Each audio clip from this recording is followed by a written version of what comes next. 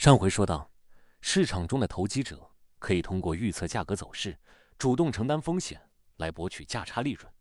但像吕老板、大熊这样的实体企业，更多的是为了规避未来价格波动带来的风险。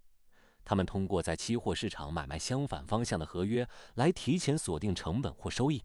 这种操作在期货市场称之为套期保值。吕老板作为玉米加工商，担心3个月后的玉米会涨价，于是提前买入了一批3个月后到期的玉米期货合约，相当于在期货市场建立了一个多头头寸，来对冲现货端的风险。如果未来玉米真涨价了，他在现货市场买玉米多花的钱，正好可以通过在期货市场卖出合约平仓带来的盈利弥补回来。如果未来玉米跌了，他在现货市场采购省下来的钱，也刚好能覆盖他在期货市场上平仓所产生的小额亏损。无论价格怎么变，吕老板都成功的把采购成本锁定在了一个可控的范围内，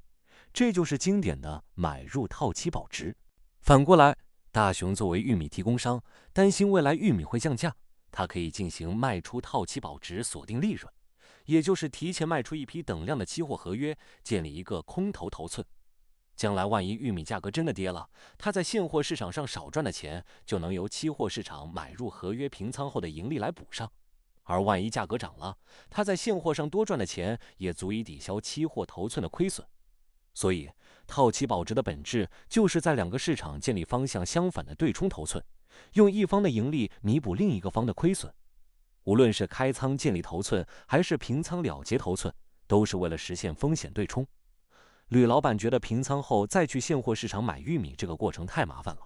既然手里本来就握着期货合约，是不是也可以凭它直接去提货呢？关注我，下期带你聊一聊期货交易的最后1公里——实物交割。